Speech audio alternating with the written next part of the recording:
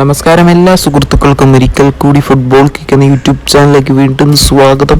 അപ്പോൾ ഗൈസ്, കേരള ബ്ലാസ്റ്റേഴ്സിനെ കുറിച്ചും ഇന്ത്യൻ സൂപ്പർ ലീഗിനെ കുറിച്ചുമുള്ള ഏറ്റവും പുതിയ അപ്ഡേറ്റുകളാണ് ഇന്നത്തെ വീഡിയോയിലൂടെ നമ്മൾ നോക്കാൻ പോകുന്നത്. വീഡിയോയിലേക്ക് കടക്കും മുമ്പ് നിങ്ങൾ ഇതുവരെയായിട്ടും ചാനൽ സബ്സ്ക്രൈബ് ചെയ്യാതെയാണ് വീഡിയോ കണ്ടുകൊണ്ടിരിക്കുന്നെങ്കിൽ ദയവായി സബ്സ്ക്രൈബ് ചെയ്ത് വീഡിയോ കാണാൻ ശ്രമിക്കുക.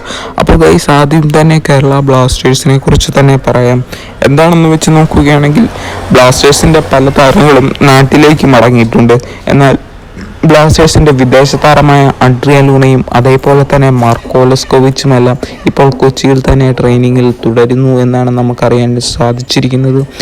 ഈ അവധി സമയത്തും കേരള ബ്ലാസ്റ്റേഴ്സ് ടീം വിട്ടുപോകാതെ ബ്ലാസ്റ്റേഴ്സിന് വേണ്ടി അത്രമാത്രം കഠിനാധ്വാനം ചെയ്യുന്നു എന്ന് തന്നെ നമുക്ക് പറയേണ്ടി വരും. അഡ്രിയാൻ ലൂണയും അതേപോലെ തന്നെ മാർക്കോ ലെസ്കോവിച്ചും.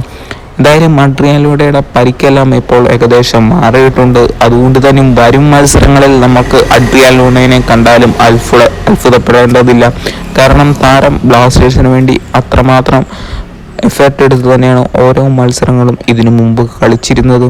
താരം ഉണ്ടായിരുന്നപ്പോൾ മികച്ച പ്രകടനം തന്നെ ബ്ലാസ്റ്റേഴ്സിന് കാഴ്ചവെക്കാൻ സാധിച്ചിട്ടുണ്ടായിരുന്നു. അതിനുശേഷമായിരുന്നു ബ്ലാസ്റ്റേഴ്സ് പല മത്സരങ്ങളിലും തോൽവി ഏറ്റുവാങ്ങേണ്ടി വന്നത്. എന്തായാലും അഡ്രിയാൻ ലൂണ ടീമിലേക്ക് തിരിച്ചെത്തുകയാണെങ്കിൽ ബ്ലാസ്റ്റേഴ്സിന് വീണ്ടും പഴയ പോലെ തന്നെ മികച്ച വിജയങ്ങൾ നേടാൻ സാധിക്കുമെന്നാണ് ഞാൻ കരുതുന്നത്. നിങ്ങളുടെ അഭിപ്രായങ്ങൾ കമൻറ്റ് ബോക്സിൽ അറിയിക്കാൻ മറക്കരുത്. അപ്പോൾ ഗൈസ്, അടുത്തതായിട്ട് പറയാൻ പോകുന്നത് കേരള ബ്ലാസ്റ്റേഴ്സ് ഇന്നലെ ഒരു മത്സരം കളിച്ചിട്ടുണ്ടായിരുന്നു. എന്നാൽ കേരള ബ്ലാസ്റ്റേഴ്സിൻ്റെ 1-0 എന്ന നിലയിൽ ബ്ലാസ്റ്റേഴ്സിന് തോൽവി ഏറ്റുവാങ്ങേണ്ടി വന്നിരിക്കുകയാണ്. എന്തായാലും ആരാധകർ കരുതുന്ന പോലെ കേരള ബ്ലാസ്റ്റേഴ്സിൻ്റെ മെയിൻ ടീമല്ല ഇന്നലെ മത്സരത്തിനിറങ്ങിയത്.